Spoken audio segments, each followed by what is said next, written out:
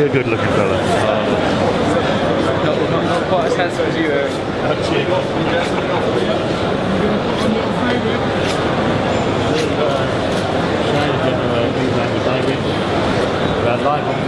What's going on, people? Eric Guy, always where it's at. I copied you started looking at this stuff, so I do it. Yeah, it's a good look, that one. Yeah, they can't skip that road. Yeah, there we go.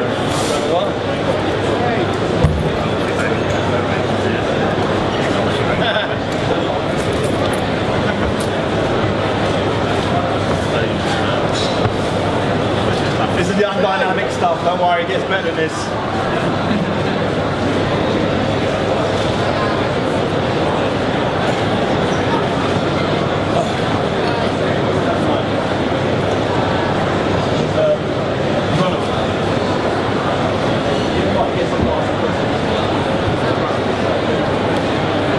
Again, bring them while I'm warming up really undynamically.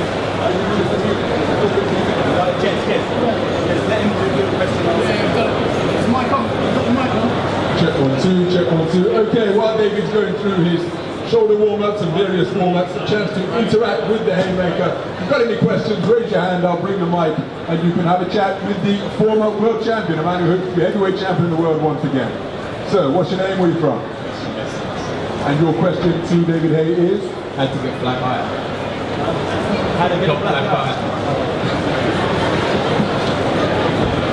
I got a black eye a couple of days ago. I was doing some sparring with George Groves and he caught me in the eye. So there you go. George Groves gave me a black eye, super middleweight. Any more questions for the Haymaker, ladies and gentlemen? Raise your hand, I'll make my way over to you. Okay, way to the front, please, sir. Your name and where you're from, please. Any questions to the Haymaker? Hi Dave, I'm Josh from Stevenage. Hey Josh from Stevenage. Which round? What round am I going to knock him out in? I'm not sure. But once I start landing clean, he's going to need a really good chin to not get knocked out. So, I don't know. It's dependent on how tough he is. Genuinely, depends how tough he is. Any more questions, ladies and gentlemen? Any more questions for the Haymaker from the assembled crowd here? Please raise your hand, I'll make my way over to you. I'm skipping my way over to this side of the ring now, the neutral corner.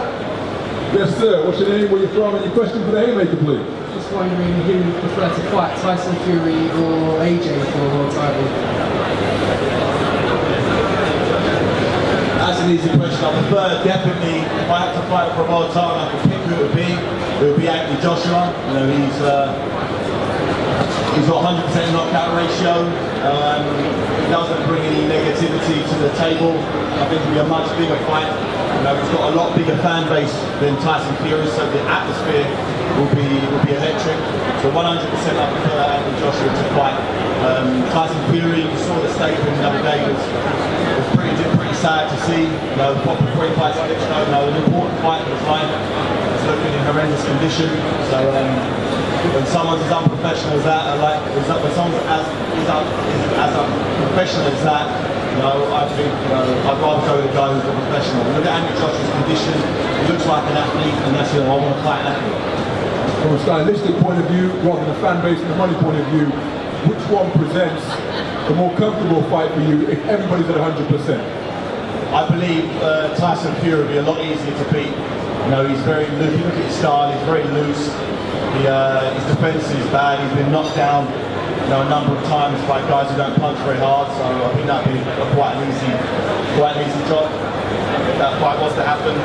But you know, Anthony Joshua, you know, he's only shown one weakness. He got hit by Dylan White with one shot, but you can't rely on that same shot now because he's learned that lesson. So I definitely feel Anthony Joshua's the guy who's shown fewer weaknesses in his career. So I believe the easier fight is Tyson Fury, and the tougher fight would be Anthony Joshua. Okay, ladies and gentlemen, any questions for the Haymaker while he's going through his warm-ups? Please raise your hand. I'll do my best to make my way around to you with a microphone.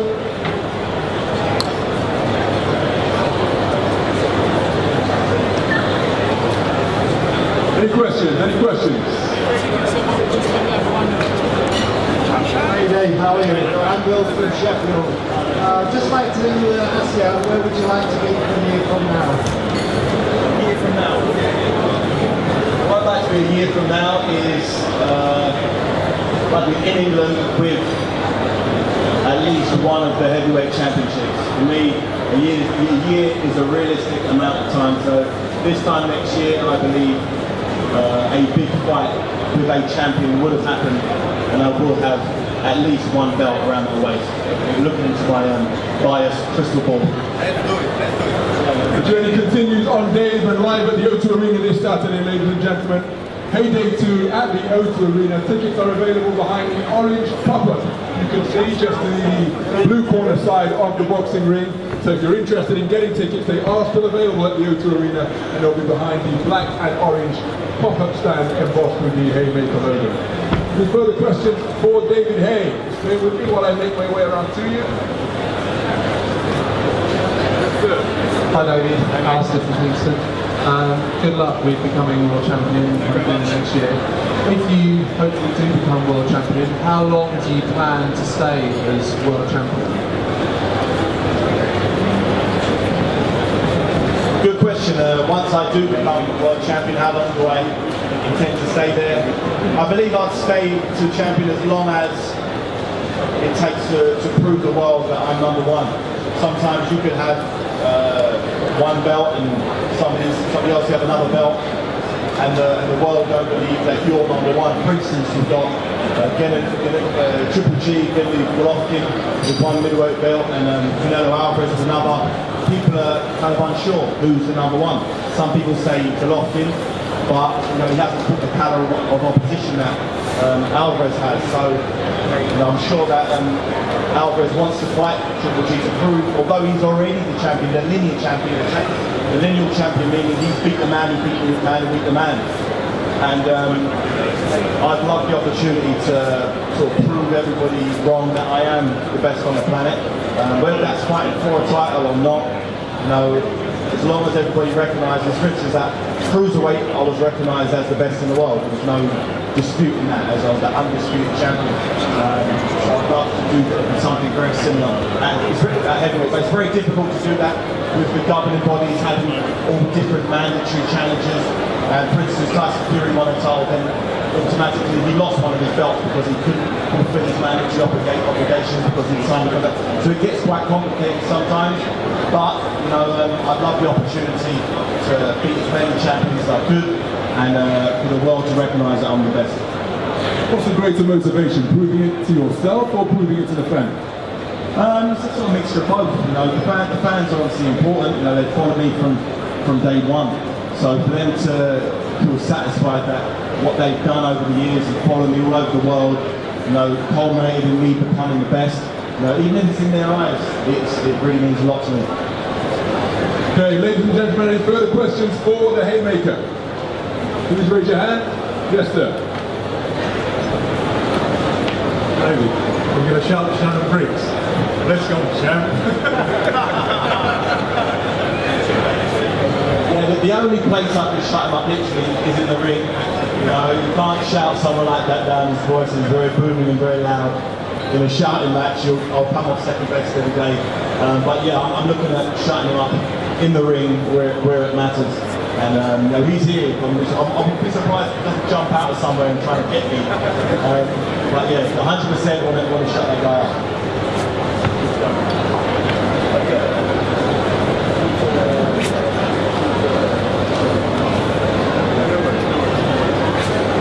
Okay, ladies and gentlemen, the Haymaker about ready to go through his public workout with his new trainer, Seamus Wiggins, gloved up, ready to go to enjoy the spectacle here at Jubilee Place at Canary Whalf.